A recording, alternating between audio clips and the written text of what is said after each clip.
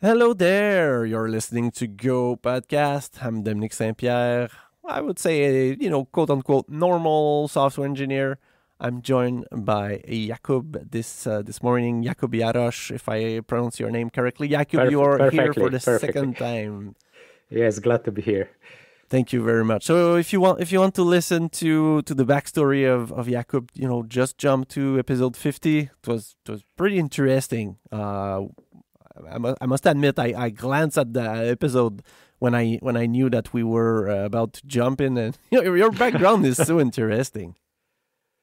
Yeah, it's quite diverse actually. So I started with electronics and a little bit of mechanics back like 30 years ago, Yeah, and then continue the work in the technology and overlapping different areas of the software, electronics, and electrical controls as well. yeah, that's pretty interesting. So what have you been doing these days? So anything change for you in the? I know we are only at episode 62, but it's because I'm not posting.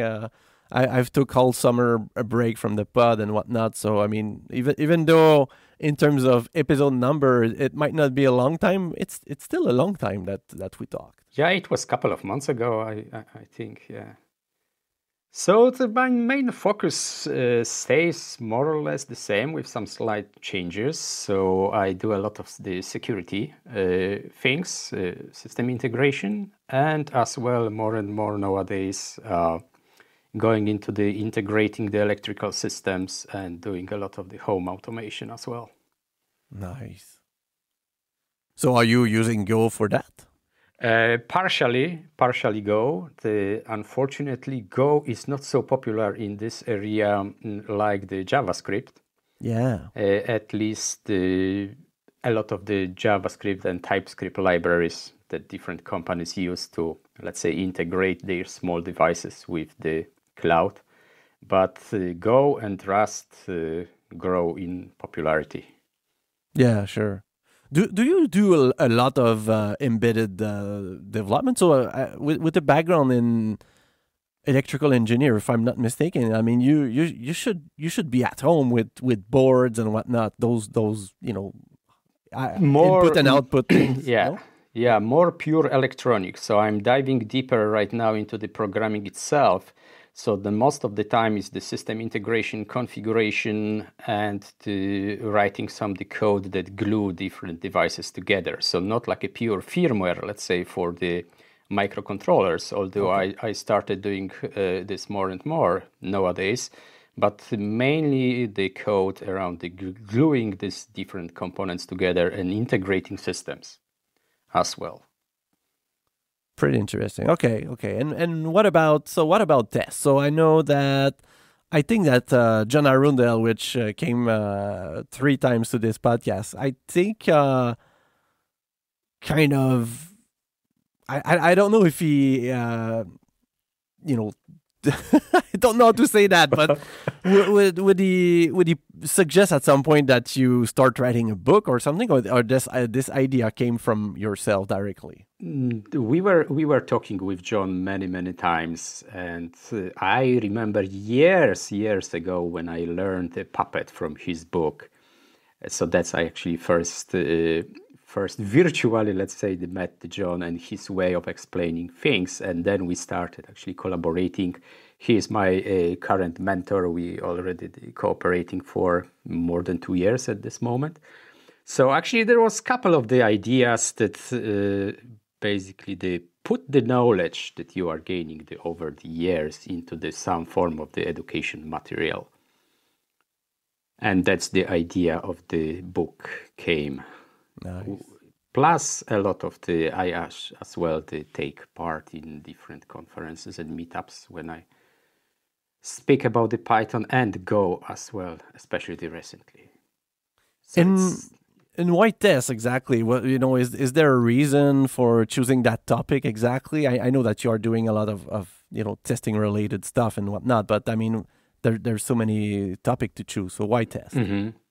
So mainly because coming from the electronic background, basically the testing Wherever you touch the, let's say, multimeters or some other devices to verify, let's say, the electrical current or the circuits, you are basically doing testing. So that was quite natural, moving from this testing that involves pure physical devices to actually concentrate on the test part when I started many years ago writing software.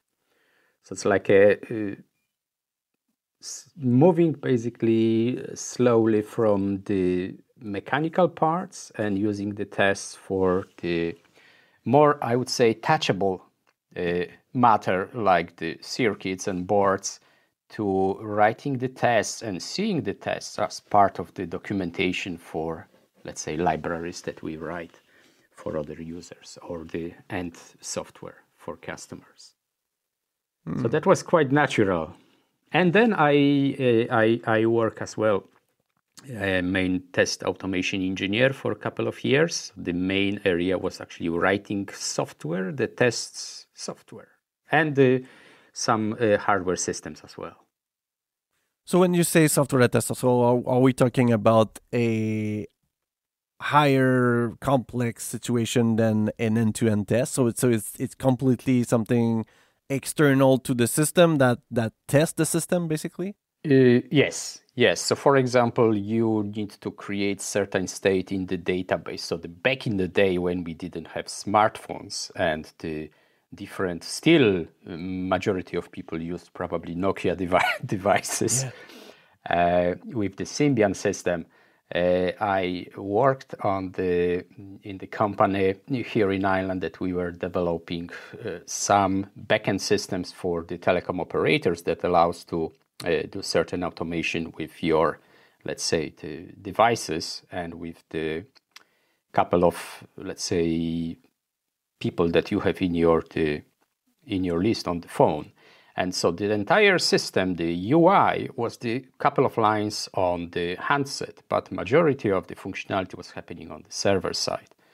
So in order to test this and do some integration tests on the premise with the telecom companies, we needed to write a lot of software that actually provision this, our software, integrated with test databases, create a lot of the test data that would allow to test the system, then run these different tests, emulate the devices. So we were using as well the Wireshark for sniffing the protocols and writing the software that emulates certain the signals sent from the handset at that time in order to create certain state in the databases on the higher a little bit level.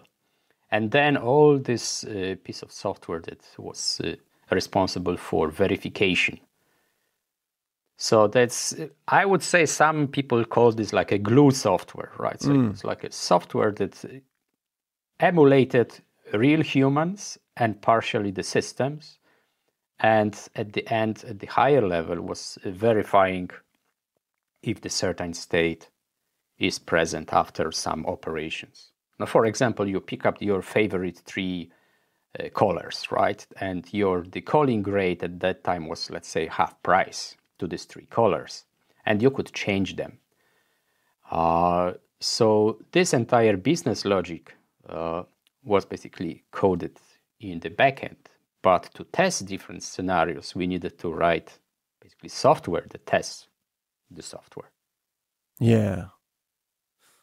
Yeah. I'm trying to imagine that, and I'd like you to be honest and tell me, was that any fun or difficult? So because let me rephrase that a little bit.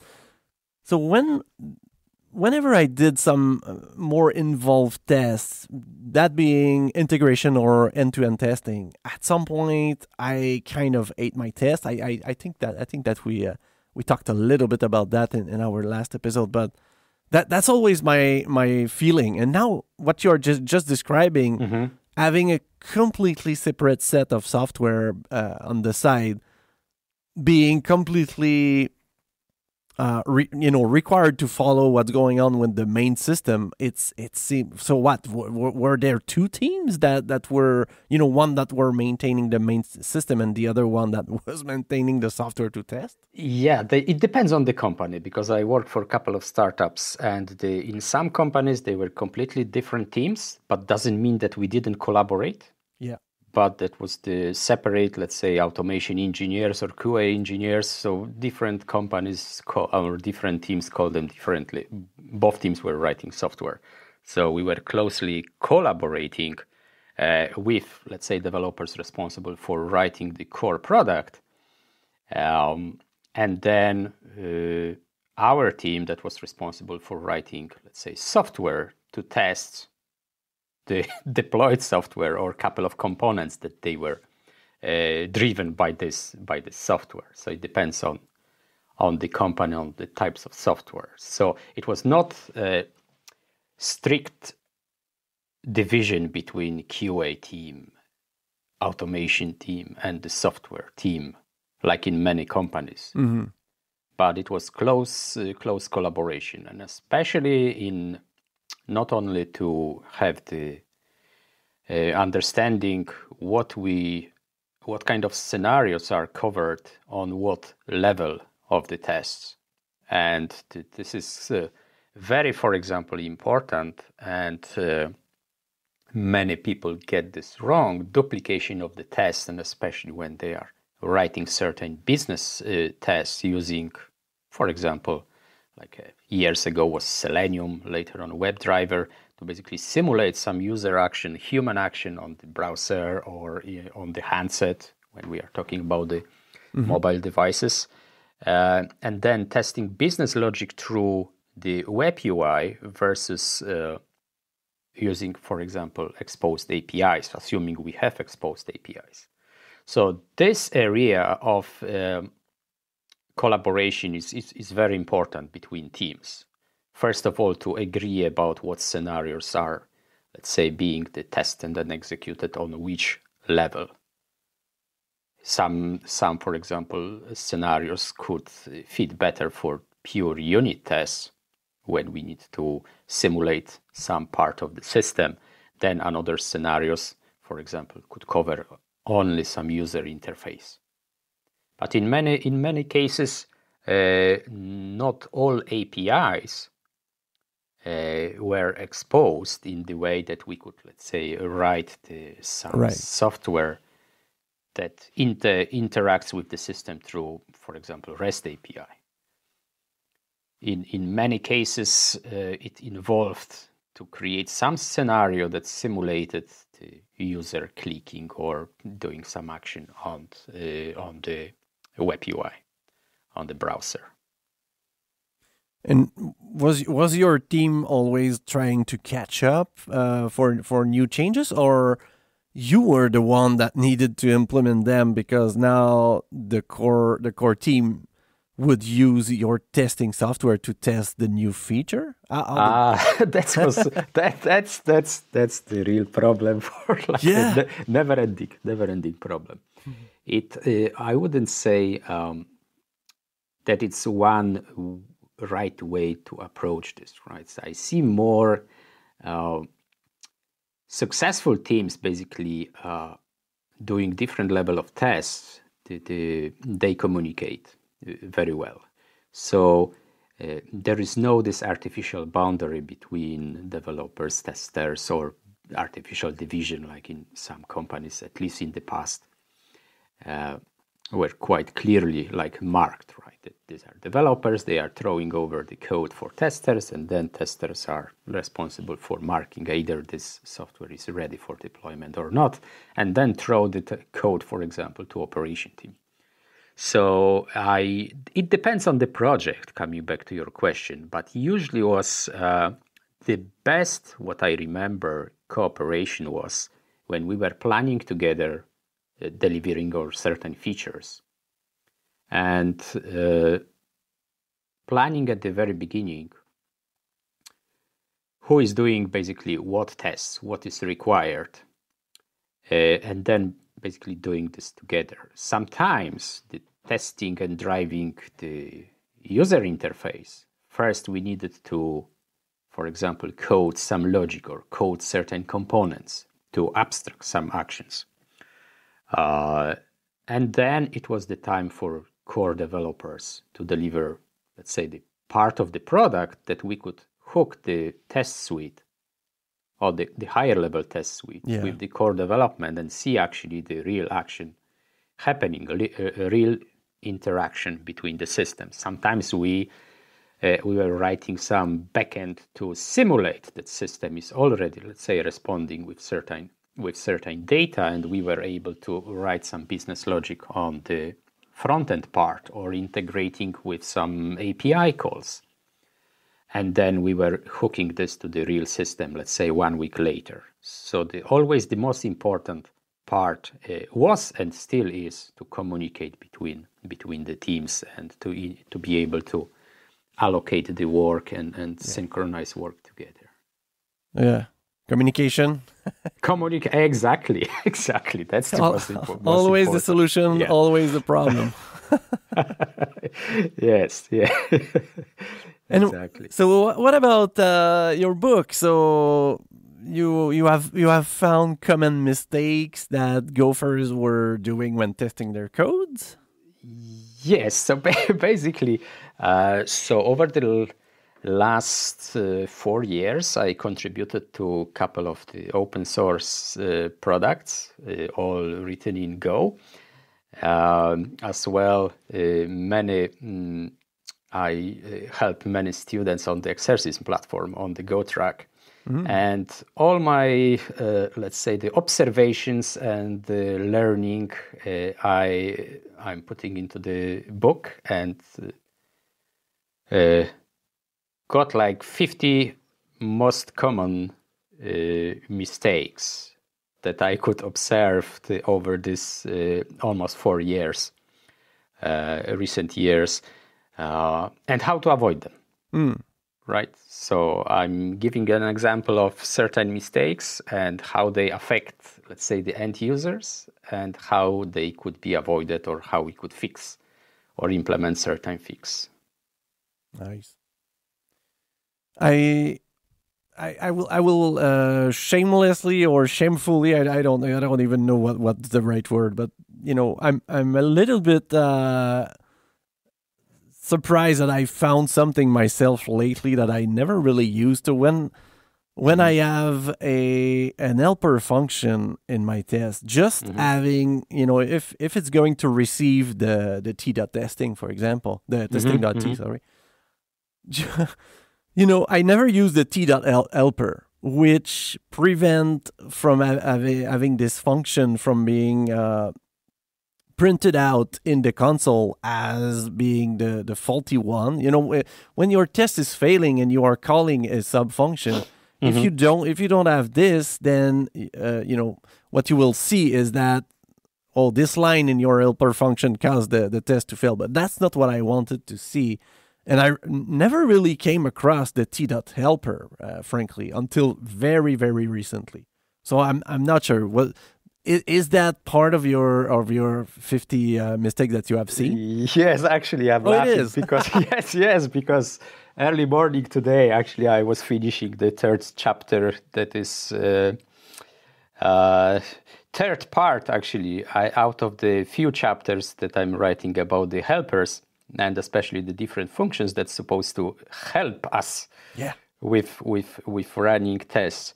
Yes, this is quite interesting and very, very helpful, the technique, and especially very useful when we need to create some test preconditions for main tests of functionality to compare, let's say, the results that we get with what we want.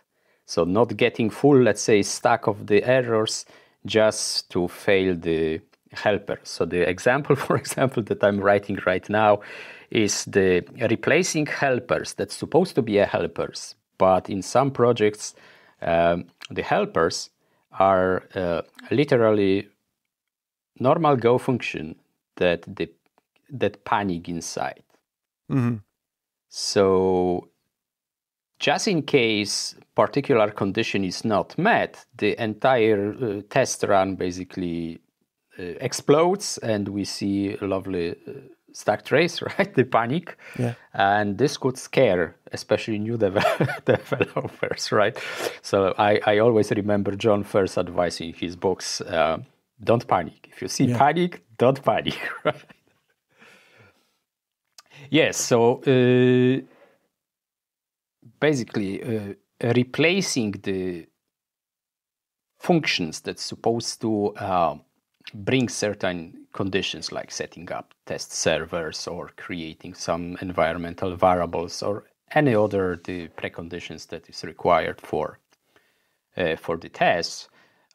This helper should accept the T struct. And then just in case if we are not able to create these preconditions for whatever reason, right, we call the T fatal. And then, first of all, we don't need to catch basically the error value. We are not returning error value from the helper. So we don't need to, again, pollute our test code, business logic with catching errors related to setting up preconditions. So that's the big win. Keep the tests and logic clean, easy to read, which automatically it's easier to understand when we are reading the test code. And basically keep nicely separate creating preconditions with the business logic. And not panicking, not returning, let's say, the errors that needs to be handled anyway further. Yeah. So it's nicely abstracts this way of creating preconditions. Yeah, I'm creating a course at the moment as well. I've started, and the way I put that for the T.helper is that I showed an example of creating just a simple comparison helper, and when this thing is looking, let's say we are receiving A and B, which are tagged as any, and we are just doing an if. If A not equal B, it's not doing a deep equal or anything. It's just to show the T.helper. So when the T.helper is not there, then on the console it will show the line of that helper, which I don't want to see. I want to see my test, check if A is equal to B, for example, and this is the line that I want.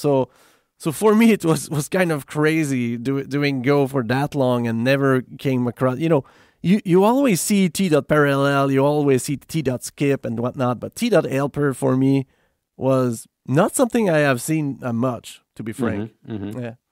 So there are a lot of different gems still in the standard library, even though Go is quite small, right? But a lot of really good. I would say in quotes, right, hidden functionality that can help with many areas, especially writing tests like we are talking right now. Yeah, absolutely.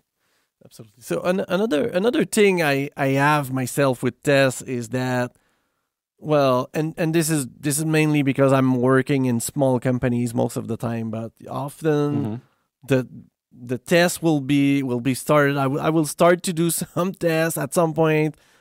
Oh no, time gets in the way. I cannot continue to write tests anymore, or not, taking time to write very decent tests. And at some point, you are stuck with a test suite that you don't really trust anymore. So that is extremely a bad feeling. This is when I know I failed. This, when you cannot test your test suite. This is I don't. Because now this work is not really helpful anymore, because you are not very. There's not much point to run your tests, since it's not it's not really meaningful, and the amount of time that you will need to come back to a decent place is kind of scary and a lot of work. So yeah, do you have thoughts about this? Do you have seen that? It is. Oh yes. Okay. I experienced many times, and as you said, it's not a very pleasant feeling that you can't trust this lovely green color that's supposed to show you everything is okay, press the button, deploy, right? But when the people on the team are not confident that the green means really, we can go ahead with deployment, it's quite unfortunate situation. Yes, I came across this many years ago, first time when I was mainly writing Python. Up to the point that when I started digging into the already existing code base, when I joined the company, the many tests, their assertion was if true is equal true. And the reason to make this test green was basically bump up the test coverage. Nice. Yes, there are different techniques, right? This, I would say, it's almost criminal. Sometimes you're better not to dig too deep into some code base. But it's always, I like this kind of coding archaeology, I call this. Yeah. And in Go we are fortunate because we can always go deeper and deeper and see how certain stuff is implemented, right, in the standard library. Yes. So this is real beauty that we can learn very go deep down and figure out how actually stuff works. Another example of not as well that you are not trusting too much is convoluted setups, right? Or different setups that you can't trust, or certain setups that depend on the environment that you are running, or sometimes test fails, sometimes it passes. So this another situation that brings this feeling that you are not really confident. And as a result, you can't, let's say, deploy on Friday, right? Oh, it shouldn't be a problem, right? Well, Friday after. Yeah. We should never deploy on Friday, even if the test pass. Yes, so we are aiming to this ideal situation that Friday before 4 you press the enter, the software is deployed after all the tests pass, right? But reality is reality. Yeah. Yeah, and another thing I'm curious to see if it's inside your book that I'm doing is, for some reason, let's be frank. It's pretty easy to test unit tests to make unit tests. When a function accepts some parameters and returns something, there's no side effect, there's no IO or anything. As soon as there is more complexity, then now it's either you mock those, which I don't like, and in Go, I mean, it's not something that we are seeing a lot. It's preferred, I think, to let's say if you want to use a database, well, you just use a database. But at some point, yes, it makes things a little bit complicated. Maybe it's a little bit what you just said with the setup, but it's more than the setup. It's also the test. I don't know. It's like making integration tests and end-to-end tests is a beast in itself, and it needs to be way more thought out than trying to test a simple function that receives something and do some calculation and things like that and return a scalar value, for example. So, do you have any I don't know, guidance, or how do you organize your project to ensure that in 2 months, when you look at your code, you will not want to rewrite them all at some point? Yeah. So it always in this question always reminds me the question that John always asks, John Arundel, right? To look at the function and first of all figure out what can go wrong, and the second question, what are we really testing here? And this is really brilliant question that brings to the path and start thinking what actually our code, let's say the function is doing, and then concentrate on only testing this part. And the golden example is, for example, generating some SQL request, right? When our function is responsible for generating the SQL query, we need to make sure that this query, the string, for example, looks as intended, right? We don't know what will happen on the database side. So in order to implement like a higher level test, when we are not only unit testing the values that we create, in our case, this example that I'm talking about is some SQL query, but what we are getting from the database. So this is already a little bit higher level test. And as you said, the mocking here that I see in some projects can be really like a slippery slope, because I remember in the past the problems that, okay, we didn't change the mocks or some stubs, and then the core functionality changed, and we were happy running the tests. Everything was green until the point when software was deployed to servers. And suddenly someone, for example, forgot to update the mocks to match the changed functionality that was going with the current product. So this is like a big problem in terms of the synchronizing in many places that possible the mocking these values, whatever, match the current state of the core system. But as you mentioned, there is we could use the normal database, right? So right now, many people use and know in the Go community the project that is, I believe, recently was acquired, I think, by Docker. I'm not sure. Test containers. Mm-hmm. So we don't need to, and I'm writing in the book as well about a couple of the examples, that we don't need to separately, let's say, spin the Docker Compose and set up the system locally on our laptop or on the integration, somewhere the continuous integration pipeline.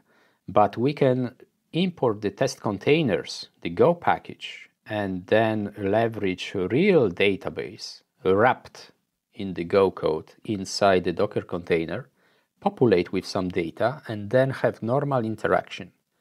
And then the test containers nicely integrates with the Go libraries, and we can write the test helper that is responsible for setting up preconditions for the test and then quickly destroy the database afterwards. So this is quite good solution as well. Nicely integrates with the existing test suite. And really works very well. Yeah. Totally. That's fine. Mm-hmm. I'm more talking about the complexity inside the test itself. So okay, let's take a web application, any kind of web application. At some point, there will be a request that will comes in, and it's pretty difficult to test because sometimes your web handler might be performing 2 or 3 things inside of it. Yeah. So yes, you can test those 2 or 3 things outside of the context of the web, but one good, well, I find it extremely nicely done. I'll go, the HTTP test is done and whatnot, mm-hmm. So we can easily test our fully integrated server, but at some point, my tests are just getting extremely verbose, and I'm used to Go. I mean, I've been saying Go is verbose for decades now, but my test is always worse. I don't know why. I don't know exactly how to properly, do a decent function that I will still look in a couple of time and still find it. Oh yeah, this is properly written. Yeah. So one approach that I was taking quite recently was to basically offload a lot of interaction. I was thinking, okay, what is the final some expected state of the system that I need to achieve after, let's say, a couple of operations, be it some REST, for example, the REST API calls, or other operation. And I was abstracting this, let's say 2 or 3 operations to separate the test helper The role of the test helper was to bring this as close to the place where I'm actually running the real test that validates that after, let's say, 2 or 3 different calls or 2 or 3 operations are supposed to, let's say, bring, for example, some database to certain values. And then I have this precondition set up inside the test helper with some meaningful names. And then in the main test, have the helper and then small business logic responsible for testing the result. Because I've seen in a couple of projects that I'm working on that certain tests, for example, you scroll literally 300-400 lines of code with separate these steps, right? Yeah. And what is interesting, and then at the very end, you have this this business test that you are really interested in. 400 lines, you write some business operation. Then, let's say, 20 lines is your main business logic. So what is interesting as well, it's quite hard to read this tests, understand, especially for new people on the team, or when you are not touching this test and come back to this test after 2-3 months, for example, you need to recall what is really happening, especially if we don't have any additional information. And what is interesting as well, in this 400 lines of code that is responsible for setting up these preconditions, we are calling not, for example, T-fatal, but T-error. It means that even if we got an error from the first or some middle step, we carry on trying to set up preconditions. The error basically is compounding, let's say. Yeah. And then at the very end, your tests fail, but it fail not because the business logic is wrong, but because we didn't set up properly at some point some preconditions in the middle of the actions. So that's this huge difference between calling the T-error or T-error F and fatal. And I notice as well that in many projects, this T-error is used in the part of the test responsible for bringing some preconditions for the real test. Yeah, interesting. Sure. So can you share maybe one or two popular mistakes that you have seen? We have talked about one so far. So what can we expect? So what is the most easiest one to fix, other than the T-error, T-fatal, for example? So this will be one of the most important. Then we talk about using the helpers, right? The helpers that call T-fatal as well inside. So we are offloading to the helper functions, setting up preconditions, but not only setting up. The helpers as well can be responsible for bringing down setup preconditions. Let's say, for example, running server could be stopped not from the separate call inside the test, but actually inside the helper function. that could be another interesting problem, but actually that we could start from this is the naming conventions for the test itself. So. And I must admit, I love the project that John wrote. Is called the Go Test Docs. That when you run your test suite through this project allows you to see the functionality that you described in your test names as the real English sentences, meaning that you see and you read what actually behavior of the system or behavior of the subsystem you are testing.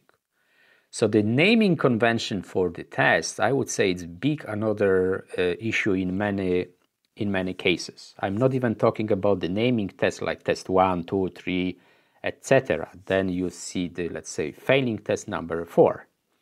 But what does it mean, right? So then we need to start digging deeper into the code, go back, see what the test number 4 is doing, trying to figure out what code is called with what values.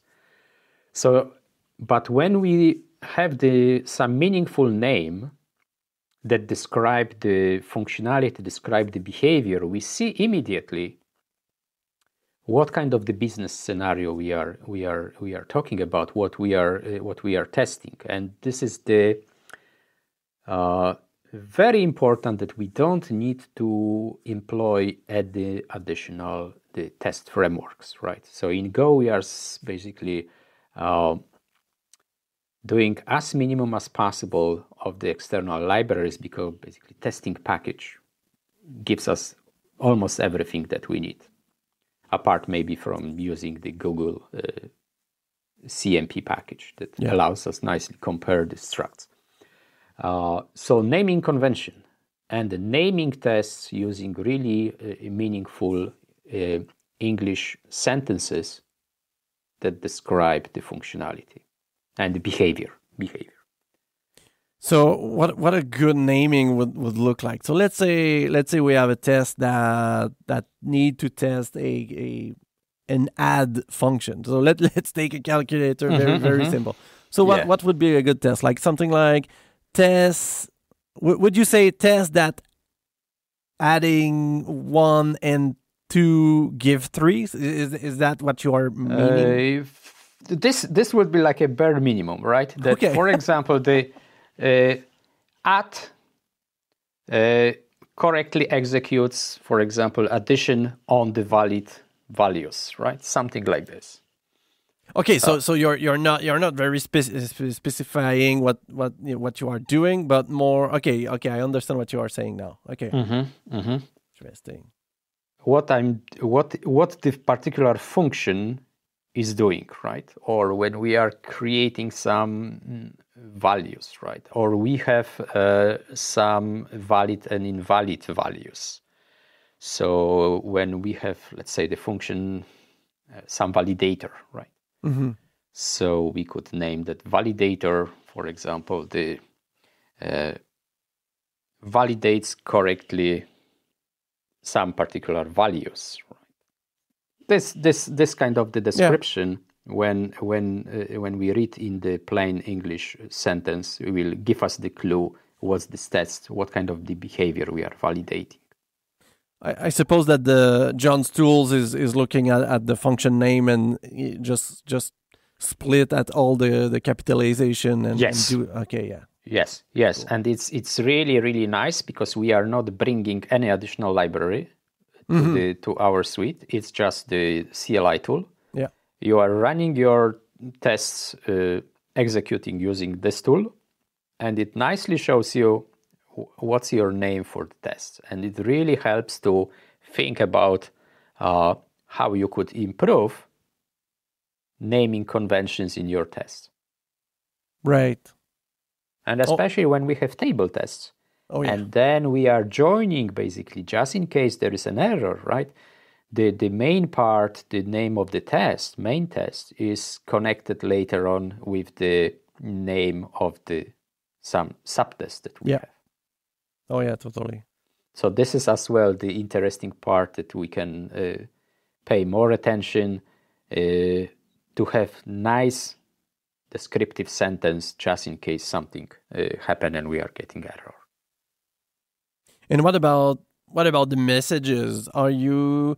I tend to always have something like, wanted value, comma, got value. So this kind of most of my my errors that I wrote. So are you more descriptive in your messages? Not really. So the most important, I would say, is to keep the naming convention that we have in Go. So basically, use the word want for what we want and got for what we got from the function. Now, the big advantage of using these descriptive test names is that when the test fails, the name of the test already shows you the problem. Right. What kind of, yes. So then you don't need to start writing the poems in your error messages. Yeah. So it would be enough to write, okay, want this, got this, right? Or got this, want this. Usually want, for example, something, got something. And then the error, the test name describes already the problem, what happened. And then you see immediately what you wanted and what you got. Yeah. And this is as well interesting and a really nice place with the CMP package when we, let's say, check for equality some struct with the struct that we want. And then if something is not correct, then we only call basically the cmp.diff. Yeah. And printing out the diff between the structs, and the test name nicely and clearly describes the verified behavior. Yeah. Oh, that's interesting. That is clearly something I haven't done, good enough so far. You naming your test is not really something that personally I tend to not really put much effort into that, and I think that might be one of the problem that when I look at my tests at some point I don't like them. That's cool. Another one is keeping the separate. I would say the core one. That's keeping separate table tests with the examples with the values that should make the, let's say, function fail, and keep separate tests with the values that prove that function is working correctly. Oh, and okay. The big advantage is that keeping these two tests separately documents nicely invalid values. That's the 1 point. Yeah. Secondly, when you are dealing only with invalid values, your business logic in tests, it's much, much easier to understand and much smaller, because you don't need to write if conditions and have in the struct basically distinguishing between the valid and invalid cases in the struct that holds the test value. Okay. Yeah. Okay. Let me. Okay. I want to unpack that a little bit to make sure I truly understand. So I suppose that it's something that you have seen so far, because I'm also personally guilty of doing that. Personally, when I do some table tests, I tend to do all the values in one fit. So you're proposing to separate the valid and the invalid values. I like that. Yes. But I'm not sure. I got your explanation about what when you say your business logic get less complicated on your invalid values. Can you rephrase that a little bit? Yeah. So let's say we have the table test with let's say 10 structs. 5 of them, when we pass them to the function, we expect that this function will return an error. Another 5 are valid inputs, and the function should work properly. When we put everything together in one test, you need to, in the table, we need to be able to distinguish if certain struct, when we expect the error or when we don't expect the error. Oh, yeah. So you automatically need to add additional field that then is used in the business logic to distinguish if the error means test fail or the error means test pass. Yeah. And then it's automatically you need to bring the logic that compares this additional value that indicates if the struct is valid or input struct is invalid. And when you have the tests only with the invalid examples values, you don't need to do this, because you know that this test and this table test holds only invalid values. And then you can when you loop through this test and feed the test data inside the testing function, then you know that every time you loop, you need to get an error if you are testing invalid scenarios. If you test positive scenarios, you know that the error is not something that you want. Then you eliminate this additional business logic. And on the other hand, especially for the invalid values, it is a really good documentation, especially when you need to add additional invalid scenarios in the future. Then it's a matter only to add, let's say, one struct, one element in the slice that keeps these invalid values. And then once just you glance quickly and you see what kind of the invalid values make the function, let's say, return an error, or should the function return an error. I like that one a lot. Matt Ryer talks about so-called glanceability, right?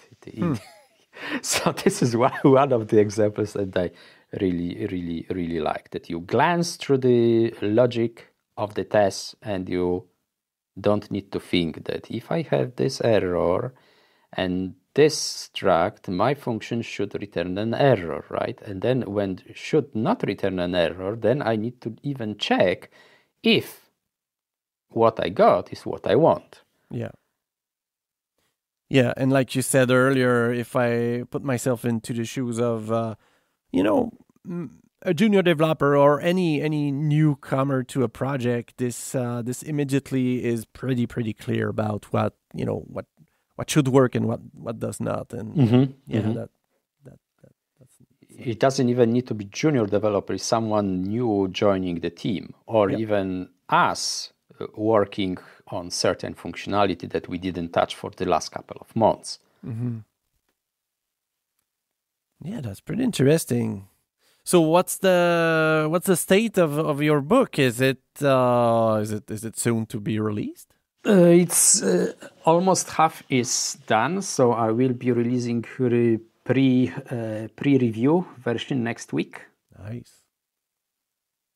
So how was the process for you? Because I know that's something that I've talked a lot with John. What was it? Did you find that process hard, long, difficult? What was your? The easiest is gather the different examples, right? Get the references to different places. But the hardest part is to follow the logic of certain examples and bring this logic and examples to the user, to the reader, in the way that with the least number of certain assumptions. Because when we are talking about the pieces of the code, regardless of the book, we need to put ourselves into the reader's shoe and use the examples, clear examples, plus explain what's going on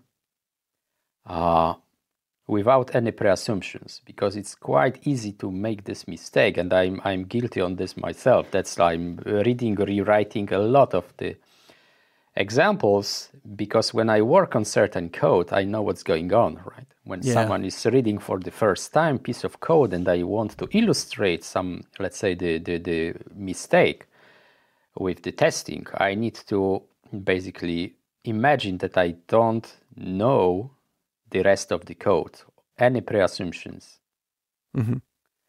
So this is the hardest part. But on the other hand, the most enjoyable. It reminds me all the time when I used to teach the IT subjects in school back in Poland, where I needed to prepare a lot of the educational material on my own. Nice. Yeah. And do you talk at all about TDD in your book? What is your thought? You see, this topic of the so-called TDD, I liked using the name test first, the approach. And I always have in mind the work on my electronics part. Or when I do some, let's say, reconstruction back at the home, For me, the test is basically the plan that I have or some specification for, let's say, the electrical circuit. So I need to know more or less what I want to achieve, what I want to build, and then constantly measure if I'm doing right. So for me, it's like quite natural, right, from the very beginning that I need to have idea when I'm already working on something that I know how it should look like, how it should work, that I'm writing this measurement first, which is the equivalent of telling that, for example, I need to put 3 bricks or 4 bricks in line when I'm building, let's say, a shed in my backyard. Mm-hmm. And then what I do, I have, for example, one line that tells me I'm building this stuff straight, this wall. On the other hand, I have the measuring tape in my, let's say, the hand, and I put and I measure if this is, let's say, this required 50 centimeters. So every part of the testing, it's literally this measuring if I'm doing the correct, if I'm making correct, let's say, if I'm building correctly or if I'm doing the correct step, right? And then I'm making the step, which is equivalent of writing the code. Then I'm writing the tests that I know that I need to, let's say, get certain value from some function. Then I'm writing this measurement, which is equivalent of the checking, let's say, the size of the wall, or, for example, the conductivity of the electrical, let's say, cables. And then, step by step, basically building this entire either piece of software or, for example, some electrical circuits. Yeah. Nice. So test first approach. So I see more from, let's say, mechanical, electrical engineering part influenced a lot of my thinking about the writing and testing software itself. Yeah, totally. Yeah, it makes sense. So do you have anything, a closing thing that you want to say? We will have, the link to your website and books and whatnot on the show note. But if you have a message or something. I'm really glad that people enjoy writing Go. It's such a beautiful, simple language. It allows us to express our ideas very, very clear. And that's it, basically. Let's write more tests. Oh yeah, totally. I think it will be a fantastic book. To be frank, let's not to be afraid to deploy on Fridays. yeah. That would be a nice change for the future. Let's turn that around and not deploy all of the 4 days of the week. Yeah, only deploy on Friday. All right, thank you so much. Thank you very much, Dominic. All right.